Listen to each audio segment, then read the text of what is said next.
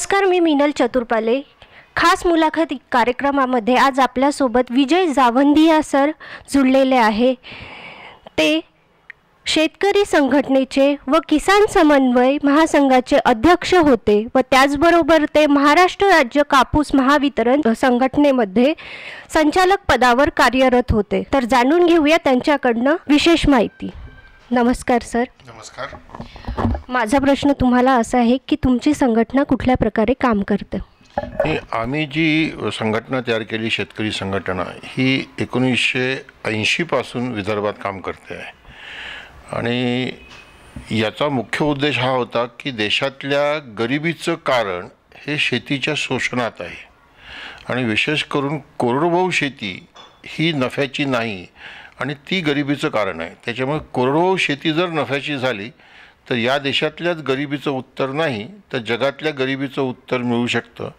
आणि म्हणून ही संघटना स्थापन करणारे स्वर्गीय शरद जोशी यांना मी स्वतःहून 1 मे 1980 नंतर त्यांना भेटायला गेलो होतो। तेव्हा त्यांचं नावही कोणाला माहिती नव्हतं, पण मी गेलो कारण की मी विदर्भात 1970 पासून हे काम करतो आहे। आम्ही वर्ध्याला वर्धा जिल्हा शेतकरी शेतमजूर अन्याय निवारण समिती 1980 मध्ये स्थापन केली होती।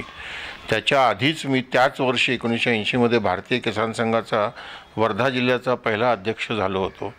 मी डॉक्टर बोकरे यांच्यासोबत कापूस उत्पादक संघामध्येही काम केलेलं आहे। तर एकंदर हा सगळा विषय असा होता की या देशातल्या शेतकऱ्यांची ठरवून लूट होते आणि म्हणून आम्ही असं म्हणायचो की सरकारचं धोरण हे शेतकऱ्यांचं मरण, या दिशेने आम्ही काम केलेलं आहे। सर, आता तुम्ही सांगितलं की तुम्ही वर्धामध्ये कापूस या समितीमध्ये अध्यक्ष होते, तर वर्ध्यातल्या शेतकऱ्यांच्या समस्या कुठल्या प्रकारे होत्या? नाही, मी कापूस उत्पादक संघ जो महाराष्ट्रात कापूस एकाधिकार योजना राबवण्याकरता ज्या आंदोलनाची सुरुवात झाली होती आणि मग महाराष्ट्र राज्य कापूस उत्पादक पणन महासंघ सरकारने तयार केला होता आणि 1972 मध्ये महाराष्ट्र हा एकमेव असा प्रांत होता आपल्या देशामध्ये की जिथे कापूस एकाधिकार योजना होती। व्यापारी बंद झाले होते आणि सगळा कापूस शेतकऱ्यांचा सरकार विकत घ्यायची, त्याच्यामध्ये मी संचालक होतो। पण कापूस उत्पादकांच्या समस्या त्याच होत्या की कापसाला भाव मिळत नाही। डॉक्टर बोकरेंनी आम्हाला शिकवलं की कापूस ते कापड ते असं म्हणायचे त्यावेळेला, आणि कापसाचे भाव कमी होतात पण कापडाचे भाव वाढतात असा प्रश्न मी अनेक नेत्यांना विचारला। माझ्या लेटर हेडवर ते वाक्यसुद्धा छापून आहे। तर आम्ही या दिशेनेच हे सगळं मांडत होतो आणि शेतकरी संघटनेचा व्यापक भूमिका होती, फक्त कापूसच नव्हता। तर गरिबीचं जर उत्तर मिळवायचं असेल तर कोरडवाहू शेती ही नफ्याची करायला पाहिजे। ती नफ्याची जर झाली नाही तर गरिबीचं उत्तर मिळू शकत नाही, कारण त्याच्यामध्ये शेतमजुरांची मजुरी वाढली पाहिजे, त्याप्रमाणे मग शेतीमालाचे भाव वाढले पाहिजे। अशा एका व्यापक दृष्टिकोनातून आम्ही हे काम करत होतो। सर, या संघटनेमध्ये तुम्ही कार्यरत होते, तर शेतकऱ्यांना याविषयी कितपत फायदा झालेला आहे? खूप चांगला फायदा झाला। बघा, कापूस एकाधिकार योजना जेव्हा महाराष्ट्रात सुरू झाली तेव्हा असं सांगितलं गेलं की व्यापारी जातील आणि कापसाला भाव मिळेल, पण असं काही झालं नाही आणि हे माझ्या मनात शेतकरी संघटना सुरू होण्याच्या आधीपासून होतं। आणि मी डॉक्टर बोकरेंना हा प्रश्न विचारायचो की कापूस एकाधिकार योजना फक्त महाराष्ट्रात आहे, पण देशातला कापूस तर खुल्या बाजारात आहे। महाराष्ट्रात कापूस एकाधिकार योजनेमध्ये कापूस येतो, त्याचं जिनिंग होतं, त्याची रुईची गाठ तयार होते, पण ती रुईची गाठ शेवटी विकायला मिल मालकांकडे जाते तेव्हा मुंबईच्या बाजारातच जाते की नाही रुईच्या। तर मी त्यांना असा प्रश्न विचारायचो डॉक्टर बोकरेंना की समजा उद्या गुजरातची रुईची गाठ कमी भावात मुंबईला खपली किंवा पंजाब हरियाणाची दक्षिणेतली रुईची गाठ कमी भावात खपली तर महाराष्ट्राच्या रुईच्या गाठीला भाव कसा मिळणार? आणि रुईच्या गाठीला जर भाव नाही मिळाला तर मग शेतकऱ्यांना कापसाला भाव कसा मिळणार? तर ते मला म्हणायचे की तुमचं म्हणणं बिलकुल बरोबर आहे, पण याच्यामुळे शेतकरी एकत्र येतो सरकारच्या विरुद्ध, आणि तसंच झालं। आम्ही याचा फायदा घेतला, कारण एकाधिकार योजना सुरू झाली 73 मध्ये कापसाचे भाव वाढले खूप जगामध्ये।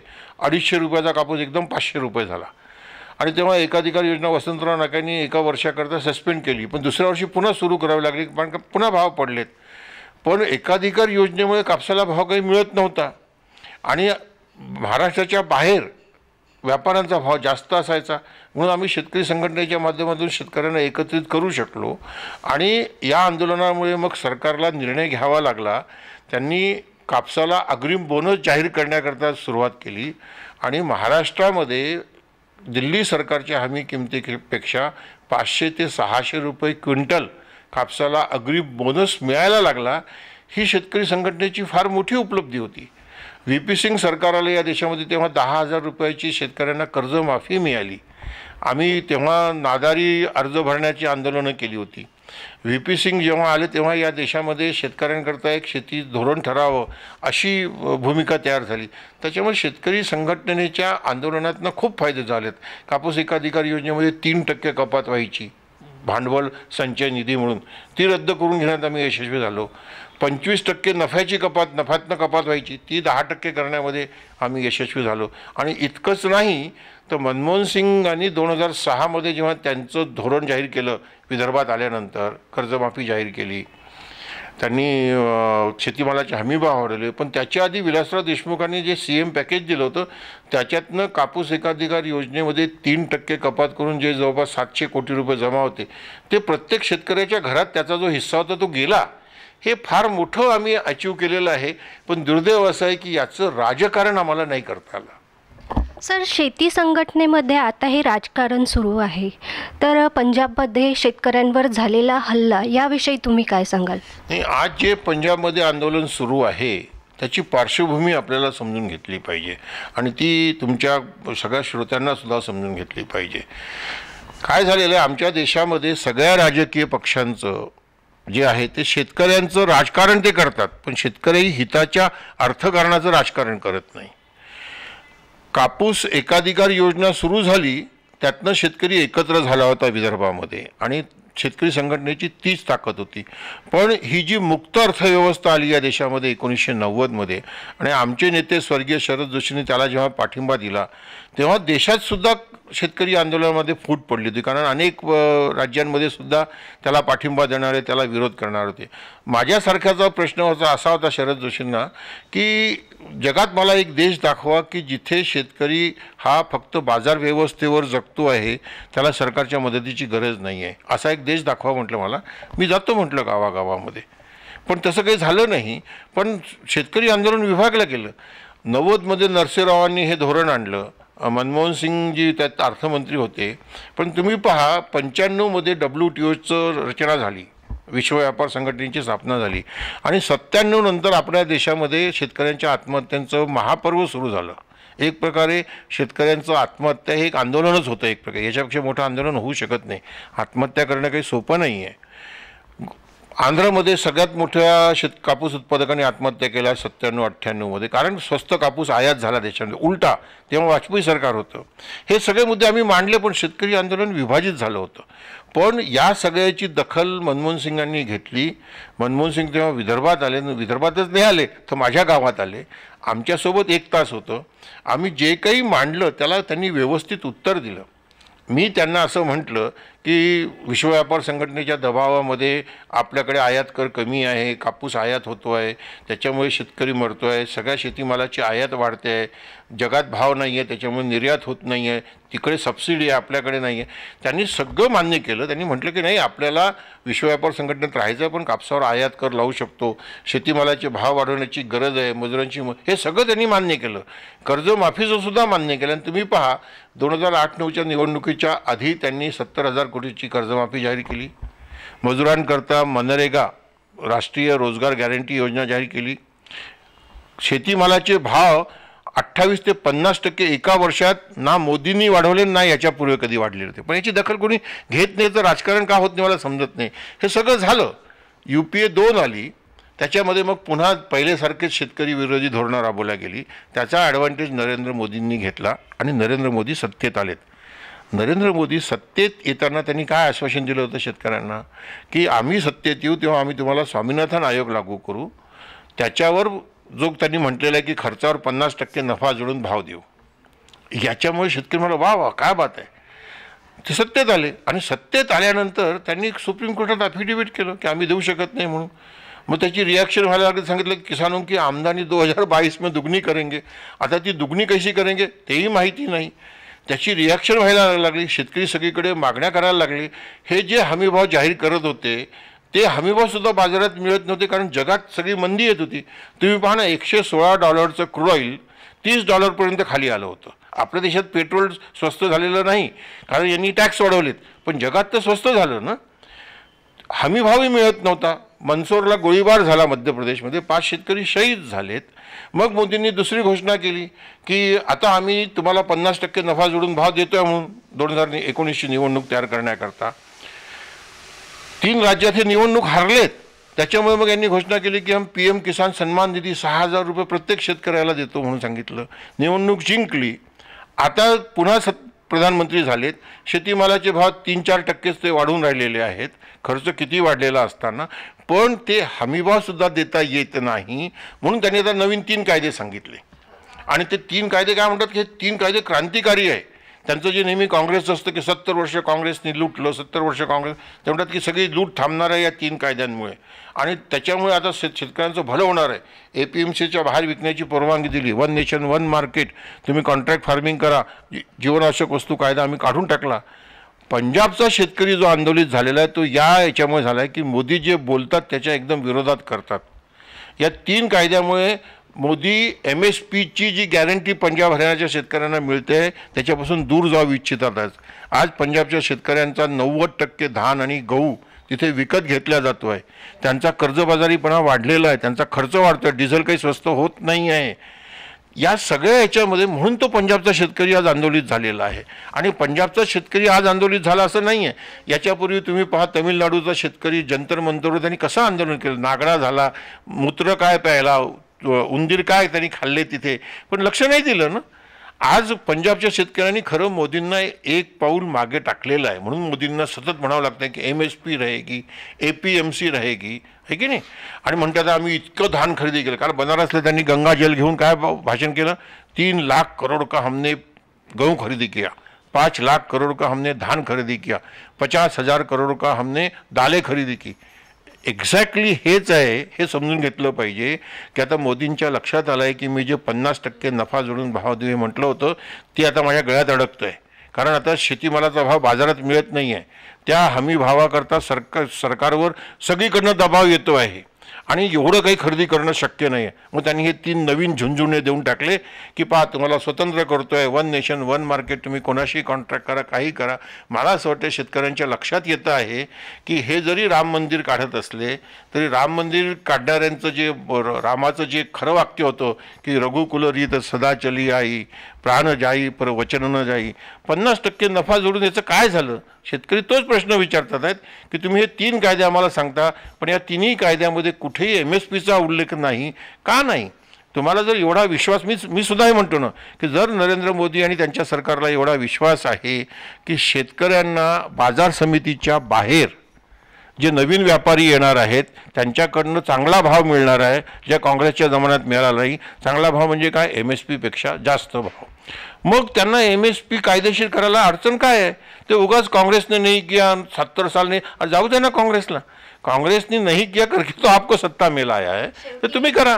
शेवटी हे राजकारण एक प्रकारे, हे राजकारण शेतकरी विरोधी आहे. आणि माझं मत आहे की या देशामध्ये शेतकरी जरी आम्ही कृषी प्रधान देश म्हणतो, आम्ही उत्तम शेती, मध्यम व्यापार, कनिष्ठ नोकरी असं म्हणतो. ती उत्तम शेतीची कनिष्ठ नोकरी का झाली, म्हणजे उत्तम नोकरी का झाली, आता उत्तम नोकरी झालेली आहे आणि कनिष्ठ शेती झालेली आहे. सुषमा स्वराज स्वर्गीय त्यांनी पार्लमेंटमध्ये हे भाषण दिलं होतं कि उत्तम खेती, मध्यम व्यापार और कनिष्ठ चाकरी का अब उत्तम चाकरी हो गई है. स्वतः नरेंद्र मोदी जी असं म्हणतात की किसान अपनी जमीन बेचकर अपने बेटे को चपरासी बनाना चाहते हैं. किती बरोबर बोललेत ते.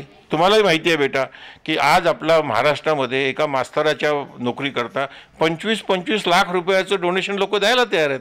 का बाबा ते द्यायला तयार आहेत, कारण तिथे जे पगार वाढतात आहेत त्याचं आकर्षण आहे, तिथे निवृत्त झाल्यानंतर जी पेन्शन आहे त्याचं आकर्षण आहे. नरेंद्र मोदींकडनं ही अपेक्षा होती की जे काँग्रेसने 70 वर्ष चुका केल्यात ते तुम्ही करू नका ना.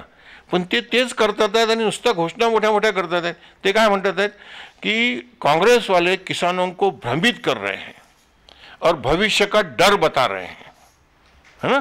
भविष्य का डर बता रहे हैं, वो जो होने वाला नहीं है. मोदी जी काय करतात आहेत, भविष्य का सपना बता रहे हैं. तर क्या भविष्य का सपना पूरा होने वाला आहे का?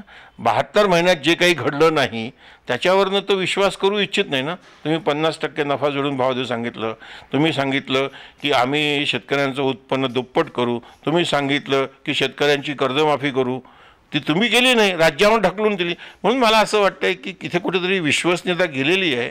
आज पंजाब हरियाणाचा शेतकरी ज्या ताकदीने भिडलेला आहे ते मला वाटतं या देशाच्या शेतकरी आंदोलनाच्या इतिहासामध्ये एक पुन्हा नवीन पान लिहिणार आहे.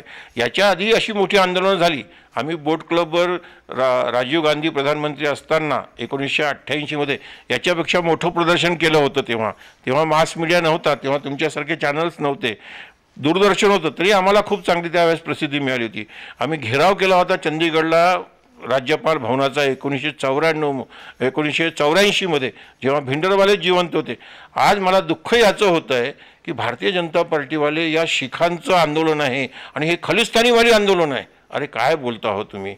नरेंद्र मोदींचा जो विरोध करेल तो खलिस्तानीवादी, तो पाकिस्तानवादी, तो देशाचा दुश्मन, तो देशद्रोही, ही कुठली तुम्ही रणनीती करताय? तुम्हाला काय देश तोडायचा आहे का? अरे ज्या पंजाबच्या शेतकऱ्याने आपल्याला अन्न सुरक्षा दिली, ज्याच्या भरोश्यावर तुम्ही 2 रुपये किलो धान्याचं राजकारण करताय, ज्याच्या भरोश्यावर मोदीजी म्हणतात की हमने 85 करोड किसानों को अनाज दिया, त्या पंजाबच्या त्या राष्ट्रभक्त शेतकऱ्यांच्या मुलांनी जम्मू काश्मीरमध्ये आपला बलिदान केलेलं आहे, त्यांना तुम्ही अशा पद्धतीची भाषा वापरता. मला असं वाटतं हे अत्यंत दुःखदायी आहे. आणि या आंदोलनाला शेतकऱ्यांचं आंदोलन हे राजकीय पक्षांचं आंदोलन नाही, हे मी अत्यंत नम्रपणे सांगू इच्छितो. याचा सन्मान करायला पाहिजे. याच्याकरता 4 पावलं मागे आले तरी ते काही पराजय नाही आहे, तो तुम्ही अन्नदाताचा सन्मान केला असं म्हणता येईल. सर, MSPचा आग्रह करत आहे, तर याबद्दल तुमचं काय मत आहे? बेटा कसं आहे ते, त्यांचा जो MSPचा आग्रह याच्याकरता आहे की आज जर त्या MSPवर म्हणजे मिनिमम सपोर्ट प्राईस केंद्र सरकारचं कृषी मूल्य आयोग जे जाहीर करतं त्याच्यावर पंजाब आणि हरियाणामध्ये 90% गव्हाची आणि धानाची खरेदी होते. तिथे 70% त्यांची अर्थव्यवस्था या 2 पिकावरच आहेत आणि त्यातले 90% हमी किमतीने घेतलं जातं. ते जर विकत घेतलं नाही आणि ती जर खरेदी बंद झाली तर मग व्यापारी त्यांना 1500-1600 रुपये भाव देणार नाही, त्यांच्या लक्षात आलेलं आहे. मी तुम्हाला एक साधा हिशोब सांगतो की पंजाबमध्ये एका एकरातनं 20 क्विंटल गहू आणि 30 क्विंटल धान उत्पादन होतं, म्हणजे 50 क्विंटल एका एकराचं वार्षिक उत्पादन आहे. आता 5 एकर समजा जमीन असेल तिथे शेतकऱ्याजवळ, त्यांचं 250 क्विंटल झालं. त्याला जर 400 रुपये जरी कमी मिळाले तर त्याचं तर 1 लाख रुपयाचं नुकसान होईल ना. मग 1 लाख रुपये त्याच्या शेतीतनं उरत नाही आणि ते जर त्याचं नुकसान झालं त्याची काय हालत होईल. आणि मी हवेतलं नाही बोलत आहे. आज तुम्ही विदर्भातल्या कोणत्याही गावात जा आणि त्याला विचारा की तुझ्याजवळ जो मागच्या वर्षीचा गहू आहे तो आता विकायला काढला तर तुला काय भाव मिळतो आहे. 1600 रुपयात इथे गहू खपत नाही आहे. मला तुम्ही सांगा, मागच्या वर्षीचा गहू जर आज 1600 रुपयाला खपत नाही आहे तर पंजाबचा जेव्हा मोठा शेतमाल बाजारात येतो तेव्हा त्याला भाव कसा मिळणार आहे. आणि नवीन पिढीने समजून घेतलं पाहिजे की MSPचा अर्थ काय आहे. हे कशी काय आली MSP? ही MSPची रचना केली लालबहादूर शास्त्रींनी, ज्यांच्या नावाने आपण जय जवान जय किसान म्हणतो. त्यांचे अन्नमंत्री होते C. सुब्रमण्यम. या दोघांनी कृषी मूल्य आयोगाची स्थापना केली 1965 साली. त्यात त्यांनी MSPची रचना याच्याकरता केली की देशातल्या शेतकऱ्यांना अधिक उत्पादन करायला सांगत होती सरकार, कारण आपण अमेरिकेच्या धान्यावर जगत होतो. स्वयंपूर्ण होण्याकरता, आत्मनिर्भर होण्याकरता त्यांनी शेतकऱ्यांना उत्पादन वाढवायला सांगितलं हरित क्रांतीच्या माध्यमातून. आणि उत्पादन वाढलं आणि ते बाजारात जर एकदम आलं तर मग भाव पडतील, कारण लोकांजवळ खरी शक्ती नाही आहे. आणि म्हणून त्यांनी शेतकऱ्यांना ही मिनिमम सपोर्ट प्राईस याची गॅरंटी दिली, तुम्ही उत्पादन वाढवा, चिंता करू नका, आम्ही याच्यापेक्षा कमी भाव होऊ देणार नाही. ही मिनिमम होती, ती नफेशीर नव्हती. पण आज झालं काय आहे की आज बाजारात शेतकऱ्यांना ती MSPच मिळत नाही, म्हणून त्यांचं आंदोलन आहे. आणि मला तुम्ही सांगा, जर मोदी सरकार, मोदीजींना स्वतःला असं वाटतं की हे 3 कायदे शेतकऱ्यांच्या जीवनात परिवर्तन आणणारे आहे, शेतकऱ्यांची लूट बंद करणारे आहेत, जे काही व्यापारी नवीन बाजारात येतील ते शेतकऱ्यांना चांगला भाव देणारे आहेत, चांगला भाव म्हणजे MSPपेक्षा जास्त, मग MSPपेक्षा जास्त भाव APMCच्या बाहेर सगळे व्यापारी देणारच आहेत ना. मग यांना ती MSP फक्त कायदेशीर करण्याकरता, ज्याला स्टॅट्युटरी म्हणतात, ती करण्याकरता यांना काय अडचण आहे? कारण यांना विकत तर घ्यायचं नाही आहे, जास्तच भाव मिळणार आहे. जसं FRP ऊसाची जी MSP आहे तिला FRP केलेलं आहे. फेअर रेम्युनेटिव्ह प्राईस आणि ती कायदेशीर आहे, स्टॅट्युटरी आहे. मग इतर पिकांच्या याला करायला यांना काय हरकत आहे? मला असं वाटतं आहे की यांना माहिती आहे की ही किंमत आता जगात कुठेही नाही आहे आणि WTOचा आपल्यावर दबाव आहे. आणि हे पंजाबच्या शेतकऱ्यांना खूप चांगलं समजतं, कारण त्यांची पोरं अमेरिकेत आहेत, कॅनडात आहेत, ऑस्ट्रेलियात आहेत. तुम्ही पाहत असाल की तिथले राजकारणी लोकसुद्धा आता यांना पाठिंबा देतात आहेत. आज जगात कुठेही भाव नाही आहे आपल्या देशातला MSP इतका. त्याच्यामुळे निर्यात करून भाव मिळू शकत नाही. आणि तुम्ही जे WTOचं मगाशी म्हणालात, तर WTOचं सुद्धा मोदी सरकारवर दडपण आहे. ते म्हणतात आहेत की तुम्ही तुमच्या शेतकऱ्यांना जास्त सबसिडी देतात आहेत, पण आमचं मनमोहन सिंगाचं सरकारही आणि मोदी सरकारही WTOमध्ये अमेरिका आणि युरोपच्या शेतकऱ्यांना ज्या सबसिडी आहे त्याच्याकरता आम्ही भांडू शकत नाही आहे. ही आमची कमजोरी आहे. म्हणून मला नरेंद्र मोदींना विनंती करायची की तिथेच भांडा आणि शेतकऱ्यांचे अनुदान वाढवा. म्हणजे तुम्हाला पंजाब हरियाणाच्या शेतकऱ्यांची MSP वाढवावी लागणार नाही. आणि तुम्ही जर अनुदान वाढवणार नसाल तर मग पंजाब हरियाणाच्या शेतकऱ्याला MSP वाढवावी लागेल आणि ती सगळी खरेदी तुम्हाला करावी लागेल. इथे जे सांगितलं जातं आहे की व्यापाऱ्यांनी खरेदी केला पाहिजे वगैरे, मी स्पष्टपणे सांगू इच्छितो की MSPची जबाबदारी ही व्यापाऱ्यांची नाही. जर सरकारने असा कायदा केला की जो व्यापारी MSPच्या कमी घेईल त्याला तुरुंगात टाकू, तर कोणीही व्यापारी विकत घ्यायला बाजारात येणारच नाही.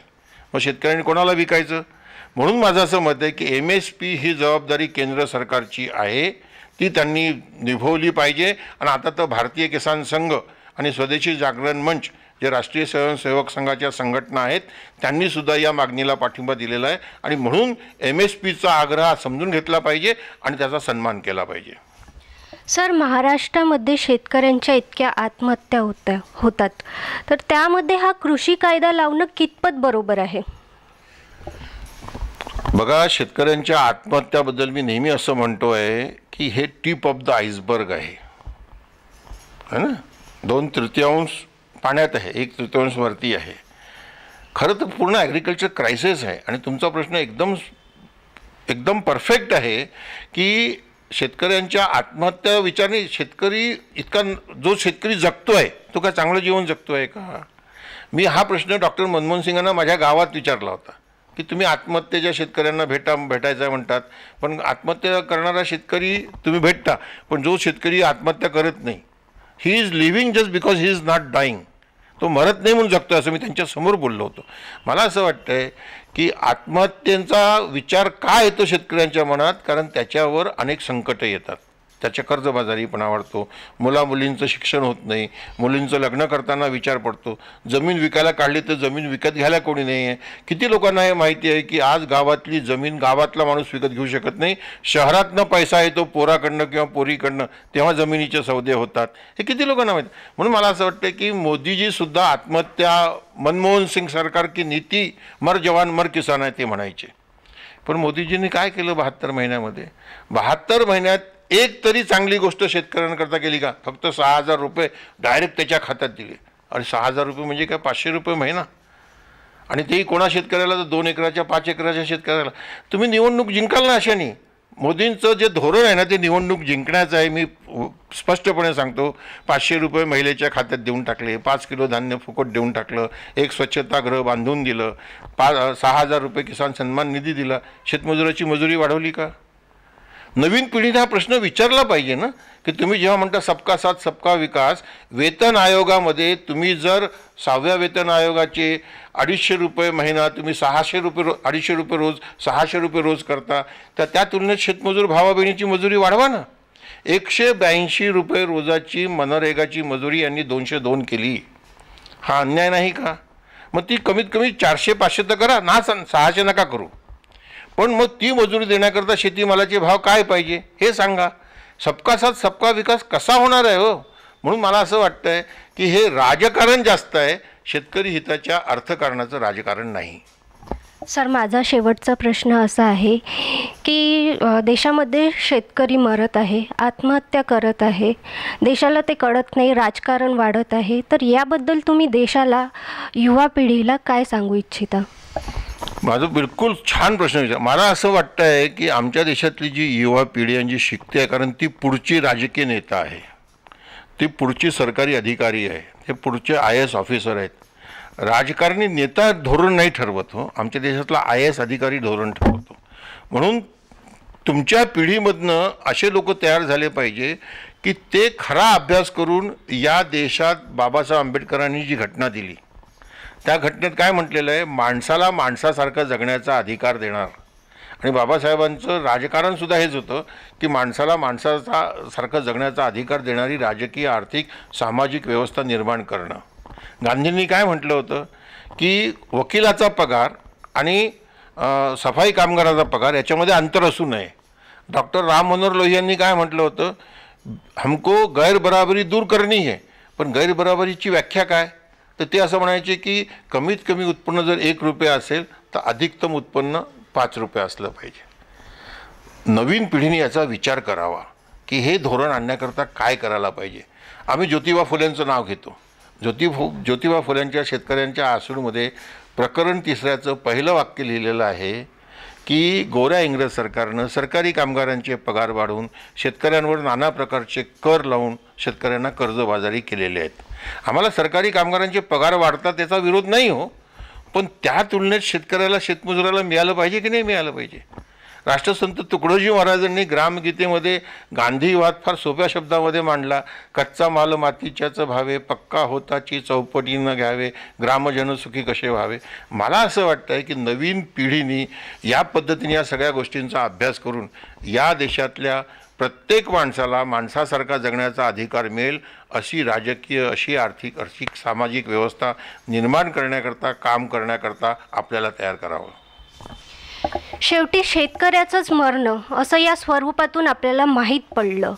शेतकऱ्यासाठी व शेतीसाठी काय करायला हवं हे आपल्याला माहीत असायला पाहिजे. तर आजच्या कार्यक्रमात आज आपल्यासोबत विजय जावंदीजी यांनी आपल्याला भरपूर आणि पुरेशी माहिती दिली आहे.